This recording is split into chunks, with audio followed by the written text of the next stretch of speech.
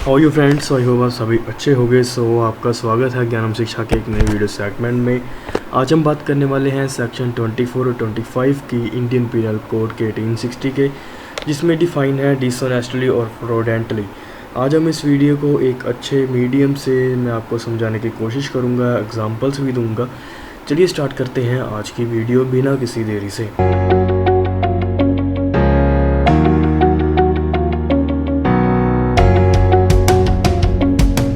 Guys, जो section 24 और 25 है वो दोनों ही डिसऑनेस्टली और फ्रॉडेंटली दोनों में कन्फ्यूज़न पैदा हो जाती है। कईयों के मुझे क्वेश्चन आए हैं कि डिसऑनेस्टली और फ्रॉडेंटली का मीनिंग, इनमें डिफरेंस क्या होता है।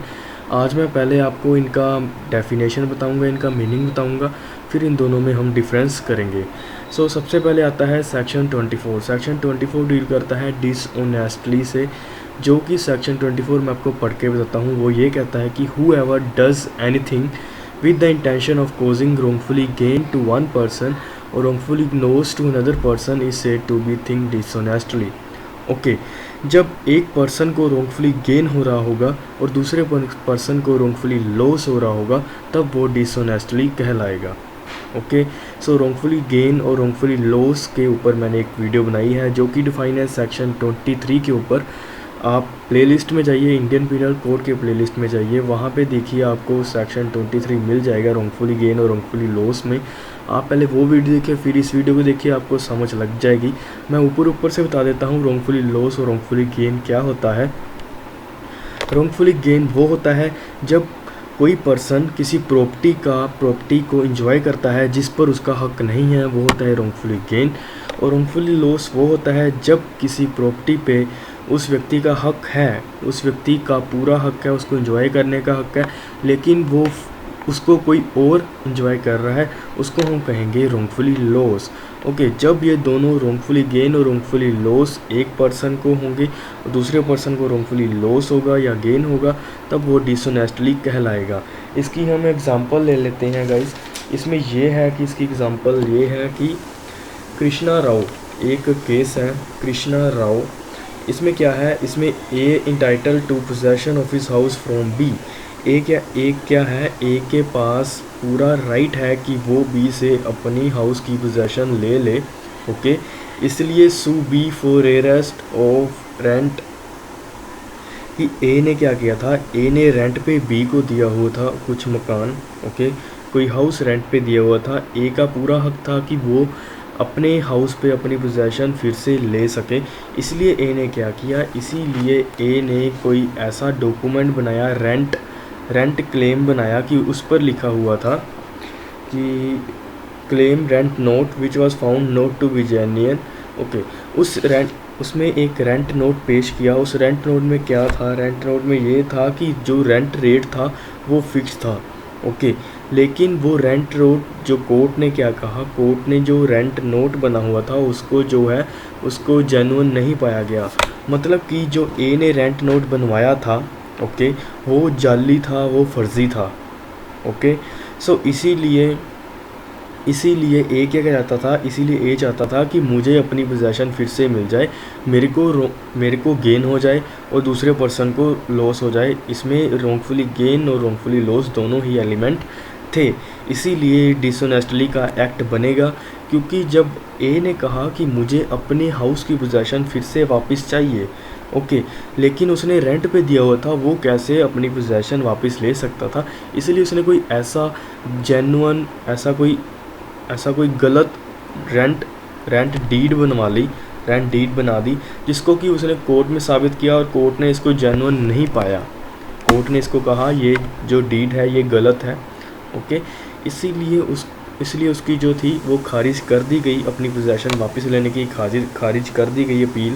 ओके, इसमें एक पर्सन को wrongfully गेन हो रहा था और दूसरे पर्सन को wrongfully लॉस हो रहा था।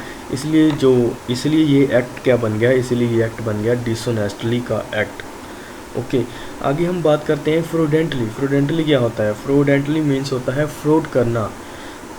सेक्शन 25 सीधा यही कहता है कि a person is said to do a thing fraudulently if he does thing with the intention to defraud. कोई ऐसा पर्सन, ओके, जो कोई ऐसा काम करता है जो कि किसी को छल, डिफ्रॉड मीनिंग होता है, सबसे पहले मैं डिफ्रॉड बता दूं। डिफ्रॉड का मीनिंग होता है छल करना, किसी से धोखा करना, किसी से छल करना। Okay, a person is said to be do a thing fraudulently if he does that thing with intention of defraud. वो गलत इरादे से, उसको छल करने के इरादे से कोई काम करता है, वो कहलाएगा फ्रॉडेंटली। ओके, वो कहेगा फ्रॉड करना। और इसमें फ्रॉड के इंग्रेडिएंट्स क्या होते हैं, डिफ्रॉड के इंग्रेडिएंट्स क्या होते हैं, उसमें ये होता है कि डिसीव करना, किसी को धोखा देना, या किसी अदर पर्सन को नुकसान पहुंचाना, इंजरी पहुंचाना। Injury means not only pecuniary loss, इसमें कोई अदर लॉस भी आ जाता है। लेकिन जब हम डिसऑनेस्टली की बात करते हैं गाइस, तब वहाँ पे प्रिक्योरली लॉस होना ज़रूरी है, क्योंकि रोंगफुली गेन और रोंगफुली लॉस किसी प्रॉपर्टी का होता है, नॉट एनी अदर। ओके, जब भी रोंगफुली लॉस होगा एक पर्सन को और दूसरे पर्सन को रोंगफुली लॉस होगा, तो वो क्या होगा, वो प्रॉपर्टी का लॉस होगा, उसकी पैसे का लॉस होगा, उसके मनी का लॉस होगा। लेकिन फ्रॉडेंटली में कोई ऐसा मनी फॉर्म नहीं होता कि मनी का लॉस होगा तभी वो फ्रॉडेंटली कहलाएगा, तभी वो एक्ट फ्रॉड कहलाएगा। आगे हम बात करेंगे इसमें डिफरेंस के बारे में। मैं आपको एक फ्रॉडेंटली का एग्जांपल दे देता हूँ। इसमें यह है कि बी का जो खाता था, एक बैंक में खाता नहीं था बी का। ओके, कोई एक बैंक थी। ओके, ए ने क्या किया, ए ने चेक काटा, ए ने बी को चेक देना था।